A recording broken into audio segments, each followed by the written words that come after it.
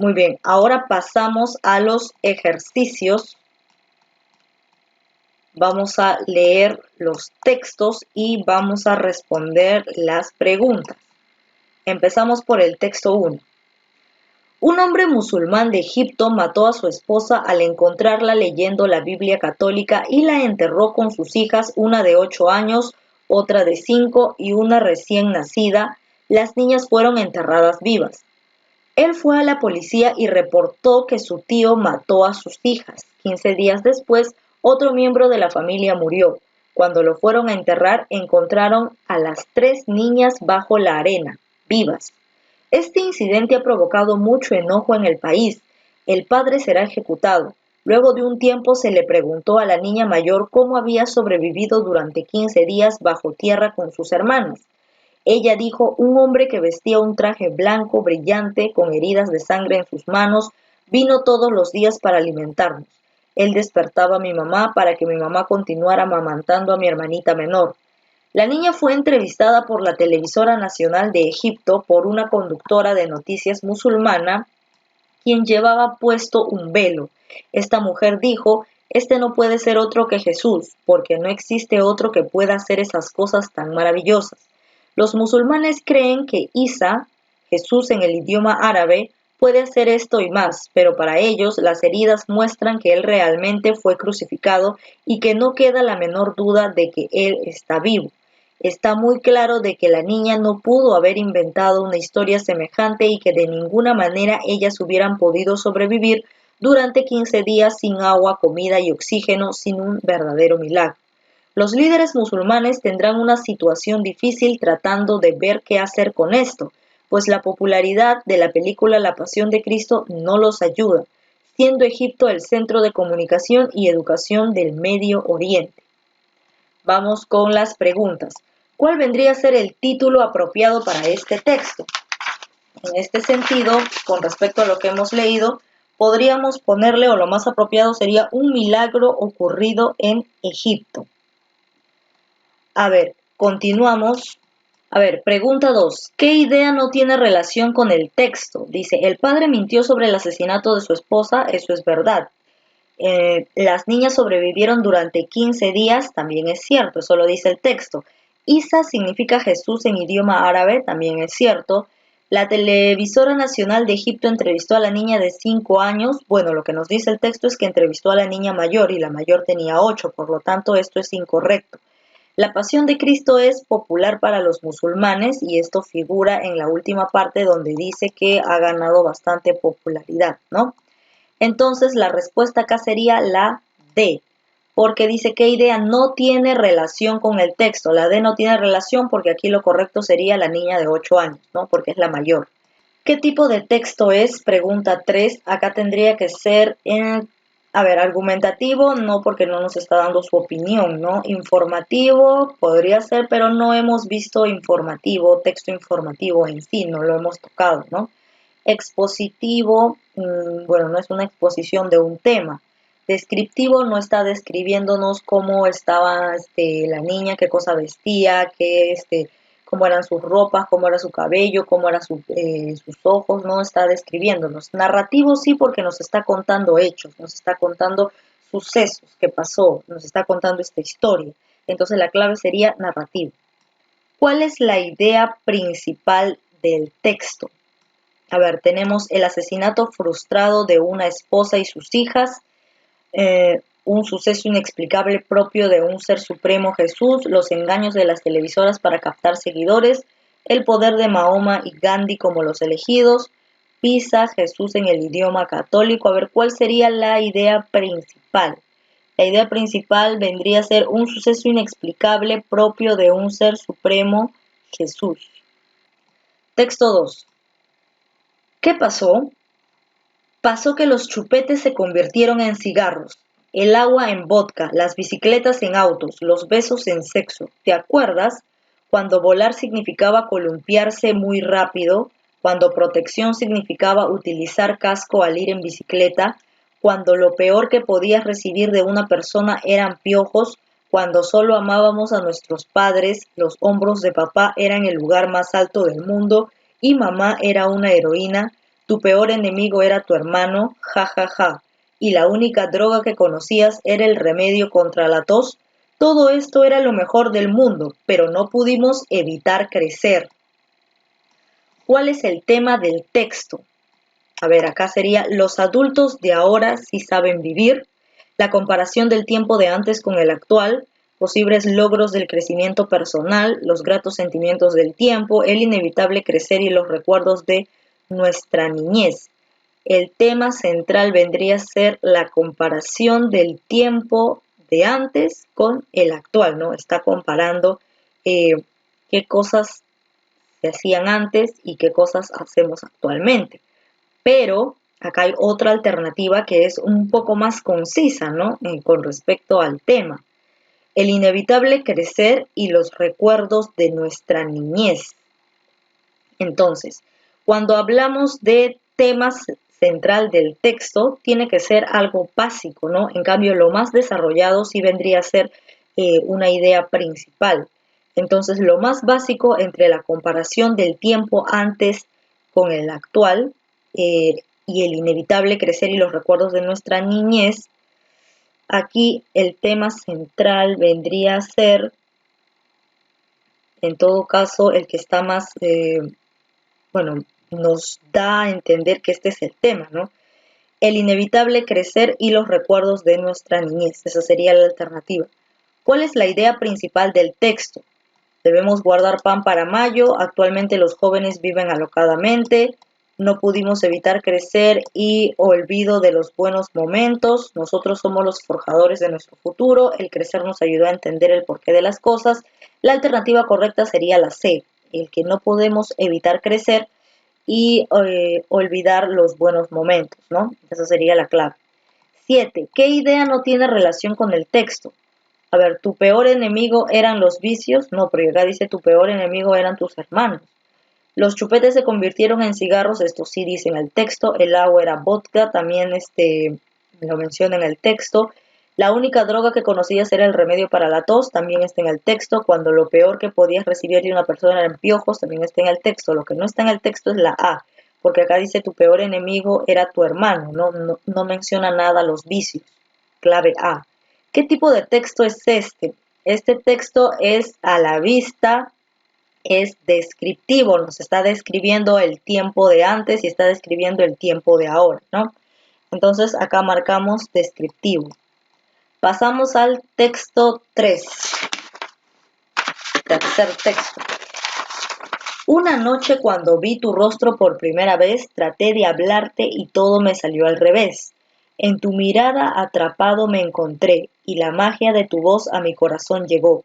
Era inexplicable el ritmo de los latidos de mi corazón, que iban en armonía con el sudor de mis manos. Después de algunas copas ya mi timidez se fue desvaneciendo, para así atreverme a preguntarte. ¿Quisieras estar conmigo? Me encantaría verte otra vez. De la mano me tomaste sin titubear y te lanzaste a mis brazos, brindándome un beso de aquellos. Fue el inicio de un amor eterno, ya que esa noche tocaste mi alma, me amaste con todo tu ser. Esa noche tocaste mi alma y te amé con todo mi ser. Fue increíble cómo empezó nuestro amor el cual no olvidaré a pesar de verte ahora ahí en tu lecho de muerte, gritando en silencio, jamás te olvidaré, mi primer amor. Con respecto a este texto que es un poco poético, ¿no? Tiene partes de literatura. Vamos a ver cuál sería el título correcto para este texto. En este caso vamos según lo que estamos analizando: sentimientos encontrados de pareja, recuerdos de mi primer amor, la muerte del amor, los sentimientos no existen, el cariño es más fuerte que el amor. Bueno, yo considero que en este caso lo correcto vendría a ser la muerte del amor, así, para que tenga un título más llamativo y tipo poético, la muerte del amor. A ver, 10. ¿Qué idea no tiene relación con el texto? En el hecho de muerte la besó y la juró amor eterno. Esto pasa en la historia. Cuando está en su lecho de muerte la besa y le promete amor eterno. No, él simplemente lo dice. No se acerca a su lecho de muerte. A ver, no podrá olvidar ese amor. Ya, esto sí es correcto. Su voz poseía magia. A ver, esto nos menciona si era algo increíble, ¿no? Era algo mágico. Esa noche su alma fue tocada, correcto. Eran inexplicables los latidos de su corazón, correcto. Por lo tanto, eliminamos en este caso que en el hecho de su muerte la besó y le juró amor eterno porque esta parte no nos menciona en la lectura, ¿no? A ver, solamente él está recordando cuando le daba besos, pero no está diciendo que en el hecho de su muerte él la besó y le juró amor eterno. A ver, pasamos a la siguiente pregunta. La palabra titubear, de acuerdo al contexto, significa, titubear dice tomaste sin titubear, me tomaste sin titubear y te lanzaste a mis brazos, o sea, sin dudar, ¿no? Entonces la respuesta correcta sería la C. Vamos con el texto 4. Gandhi, el líder espiritual de los hindúes, político y pensador, poseía una bondad increíble con todos, prácticamente el de la no violencia, que tras estudiar Derecho en Londres regresó a Italia y condujo a su país a la independencia, después de décadas de revolución pacífica. Muchas de sus historias hablan de ese detalle en particular. Cierto día uno de sus discípulos sentía muchos celos y harto de esto decidió matarlo. Un día como cualquier otro, el maestro estaba paseando y reflexionando por un camino árido y solitario. Desde la cima de una colina cercana, el traidor que lo acechaba logra divisarlo desde lejos, y sin pensarlo le tiró una piedra grande que hizo rodar por la ladera con el fin de acabar con la vida del maestro. Por fortuna, la piedra se trabó en un árbol y se detuvo antes de dar en el blanco. Desde la distancia, Gandhi pudo reconocer a su agresor, pero no dijo nada y tampoco contó a nadie lo sucedido. Ese día, mucho después, se volvieron a cruzar Gandhi y el discípulo que quiso terminar con la vida del maestro. Sin vacilar, Gandhi procedió a saludarlo con alegría y respeto. El hombre, quien sabía que Gandhi sabía quién era, le preguntó muy sorprendido si no estaba enojado con él. Gandhi le respondió que no. Maestro, ¿puedes decirme por qué no le has dicho nada a nadie? ¿Y cómo ha hecho para no enojarse conmigo ahora mismo? Porque ni tú eres ya el que arrojó la roca, ni yo soy el que ya estaba allí cuando me fue arrojada. Desde entonces el agresor fue uno de los más fervientes defensores del Mahatma durante su vida. A ver, ¿cuál vendría a ser el título de este texto? En este caso, Gandhi, el máximo líder como espíritu, vida y logros de Gandhi, el discípulo infiel, la historia del discípulo celoso. Bueno, en este caso, un líder pacifista combina mejor para el título, ¿no? Porque él no estaba de acuerdo con la violencia. A pesar de lo que le hizo, él lo perdonó. ¿Qué tipo de texto es? A ver, aquí en el tipo de texto está narrándonos, a ver, vamos a ver, Gandhi, el líder espiritual, está contándonos sobre Gandhi, ¿no? Sobre esta historia. Entonces vendría a ser narrativo, que nos está contando una historia. Texto narrativo. Pasamos a la 14. ¿Cuál es la idea principal del texto? Vendría a ser Gandhi solo mostraba compasión por sus discípulos. Gandhi poseía una bondad increíble con todos sin excepción, ¿no? El amor y pasión de sus seguidores, la lealtad a la política pacifista en todos los países, pensamientos de bondad que ve en la gente. Lo correcto sería la B. Gandhi poseía una bondad increíble con todos sin excepción, ¿no? La palabra vacilar, que en el texto se encuentra, a ver, está aquí donde dice sin vacilar.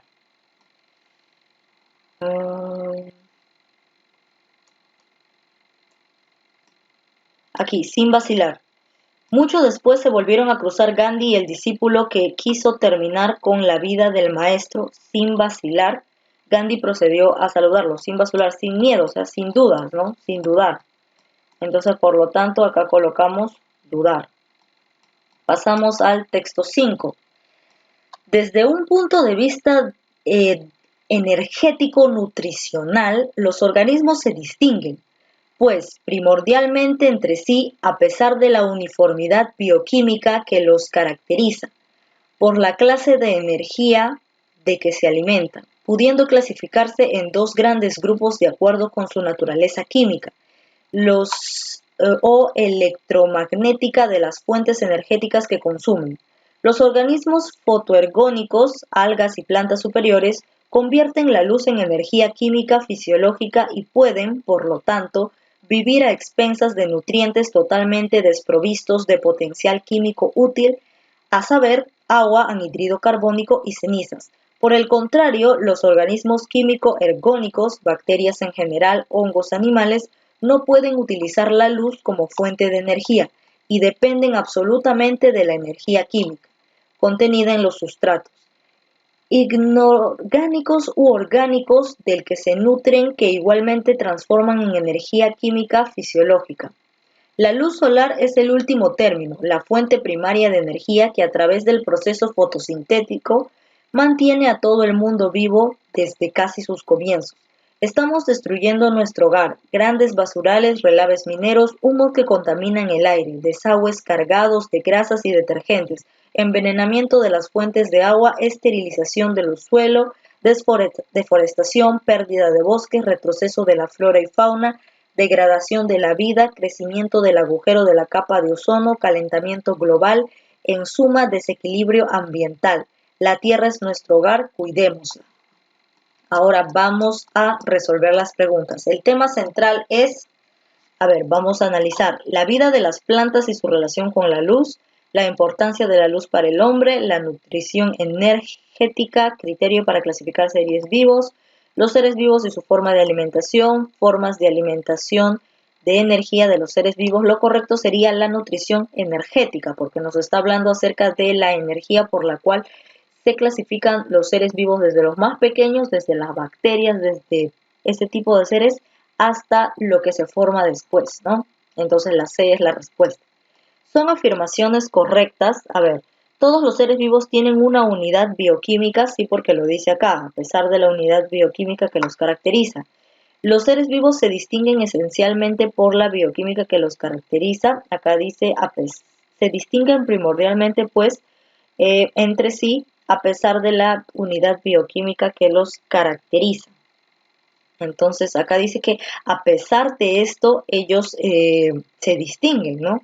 Pero acá nos dice que esencialmente se distinguen por la bioquímica. Entonces, esto está se podría decir que un poco dudoso, ¿no? Acá. Los hombres somos organismos químico-ergónicos.